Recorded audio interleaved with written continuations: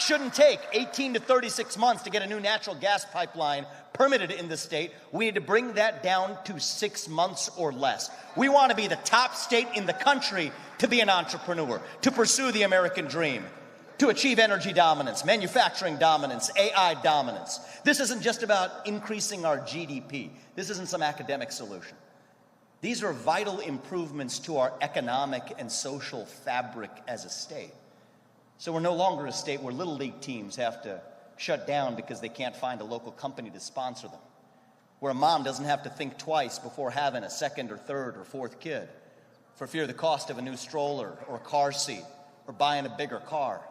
A state where every parent, every mother and father has that bone-deep conviction that their kids will go on to live a better life than they did while staying in this state.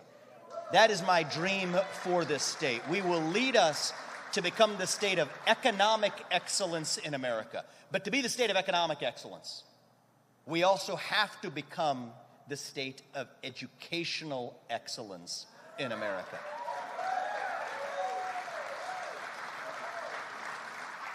And here we're in the middle of a crisis. It's a crisis of educational achievement in America. I'll be frank. I think it is the single most important crisis that, frankly, neither major political party is talking or doing enough about. We've got a 75% rate of 8th graders across America who are not proficient in math, according to international standards. 70% of them aren't proficient in reading. We rank number 26 out of 38 developed countries when it comes to math and reading proficiency, despite spending more than every one of those countries on education. That's wrong. There are now kids in other countries where English is not even their first language, performing better on English proficiency than our own kids here. That is unacceptable to me. Speaking as a parent and as an Ohioan and as an American, I refuse to just stand by and idly watch as China laughs at our gradual decay into oblivion. We're turning this ship around. As your next governor, Ohio will be the state that leads the way. I will lead Ohio to be the top state in the country and in the world, where our kids go on to get a world-class education in math, reading, writing, critical thinking, and physical education. To get there, it's going to require some hard change, and I'm asking all of you to come with me to get there for the sake of our kids. We got to take our school choice programs, which are fine in this state, to the next level, to the level of Arizona and Iowa, so every kid, no matter what zip code they're born in, from the inner city to our rural communities to our suburbs, can get the best possible education they can dream for themselves, and that includes not just private schools and charter schools, but even homeschooling as a viable option for parents who desire it.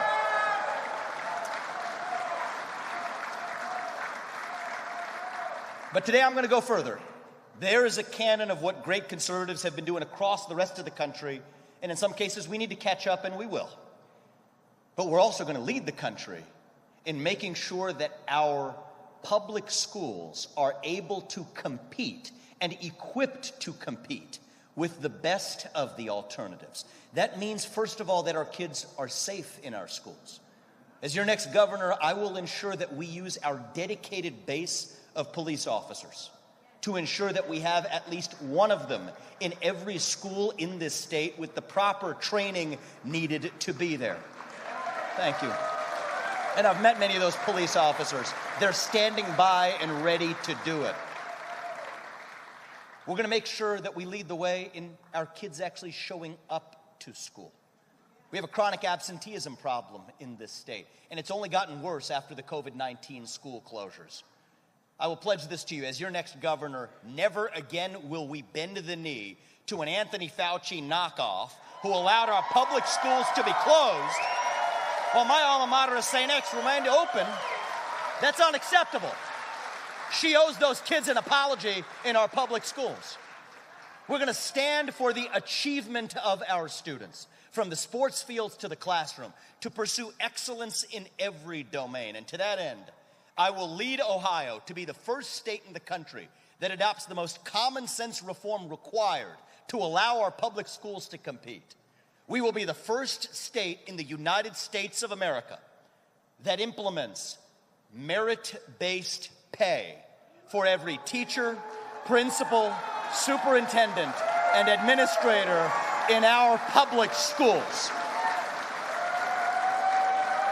We're going to lead the country. Let me be clear. I'm not going to seek picking a fight with the teachers' unions, but I will do whatever is required to stand for the achievement of our students. And let me also be clear about this. Our best public school teachers actually deserve to be paid a lot more than they are right now. I think of Mrs. Kinney for me in the 6th grade at Robert E. Lucas Intermediate School, Rellis, in the Princeton School District, not far from where we are right now. Great public school, had a magnet program. I switched into there in 6th grade. She caused me to see in myself things I didn't know I had in me, the potential that she unlocked by lighting a fire under my feet, to actually believe in myself, to achieve the things that I would have otherwise imagined impossible. She changed my life. I don't think I would have lived the American dream without her, and I would be thanking her here in person today, but for the fact that she died in a tragic accident a couple of years ago. We need more teachers like Mrs. Kinney. But we're not attracting the very best anymore because there is no meritocracy in compensation.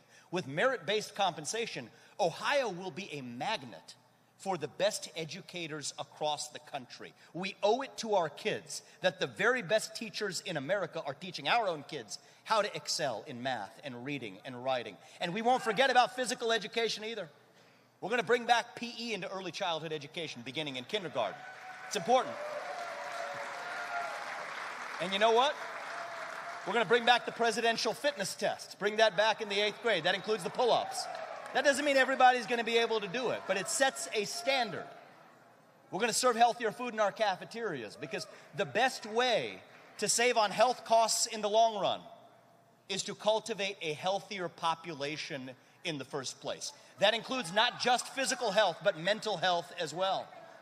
The epidemic of depression, anxiety, fentanyl, suicide that has festered in our state for too long will end on my watch. We're going to fill that void at the heart of a generation, starting with the schools. Get the cell phones out of the schools.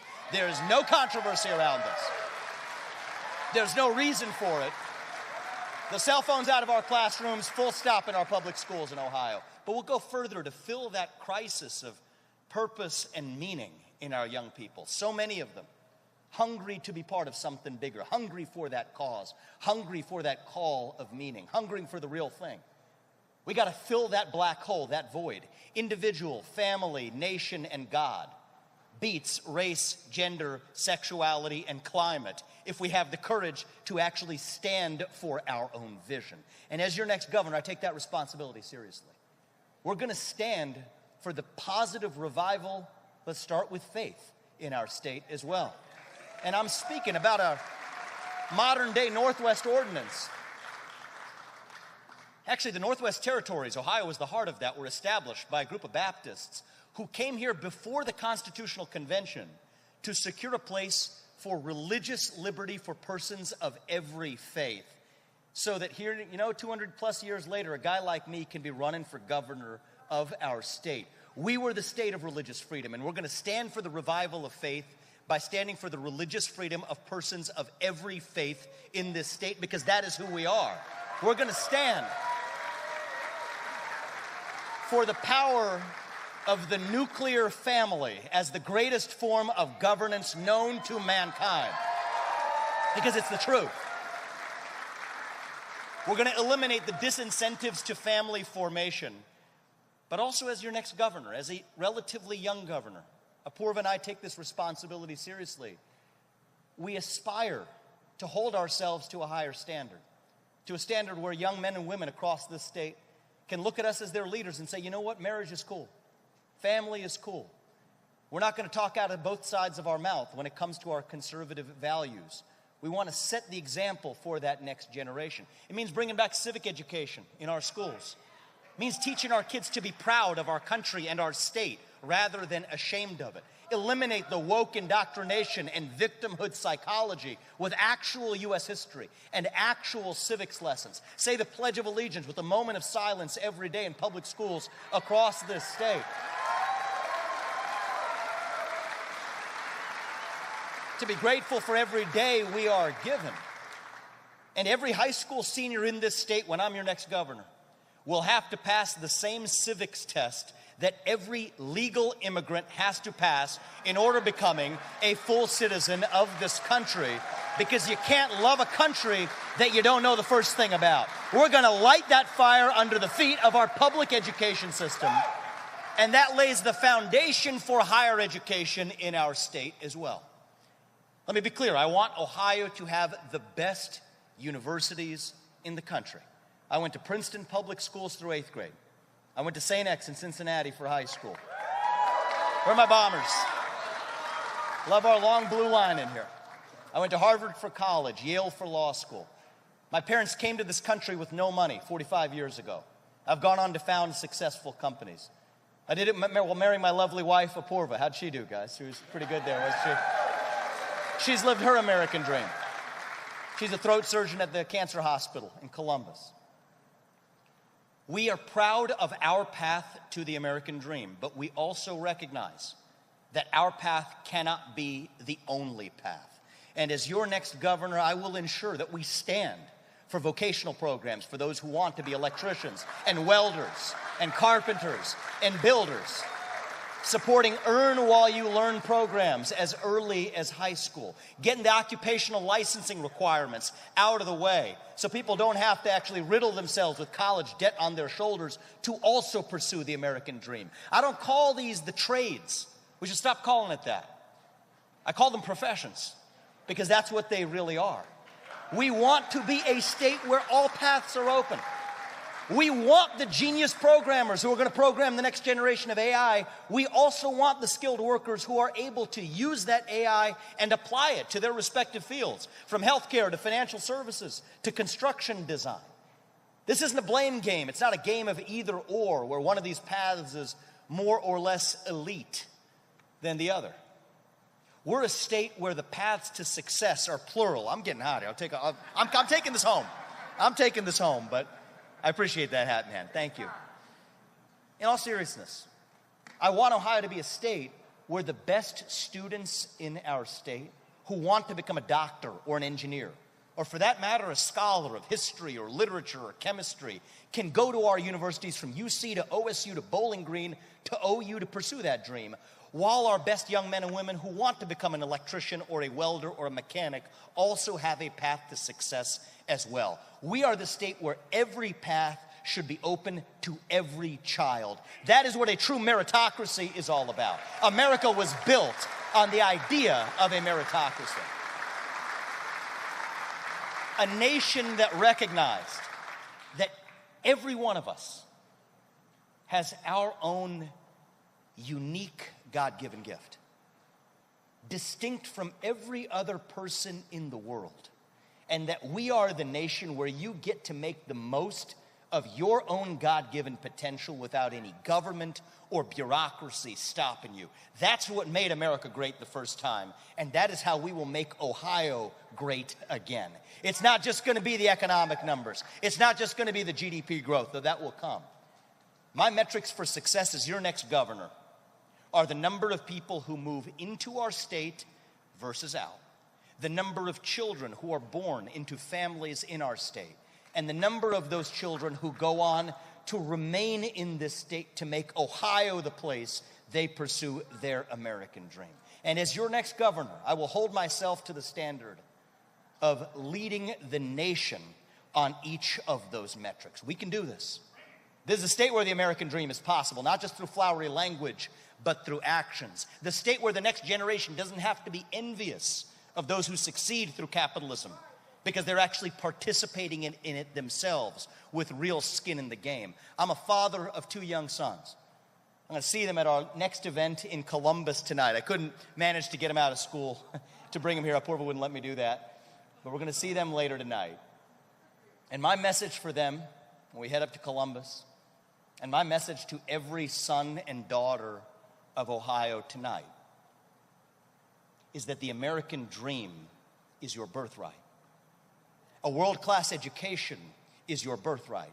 Success is your birthright. Freedom is your heritage. Excellence is your destiny. This is not a small vision for our state. This is an ambitious vision because that is who we are as Americans and as Ohioans. We're not victims, we're victors. We don't whine, we win. I'm not a career politician, I'll tell you that.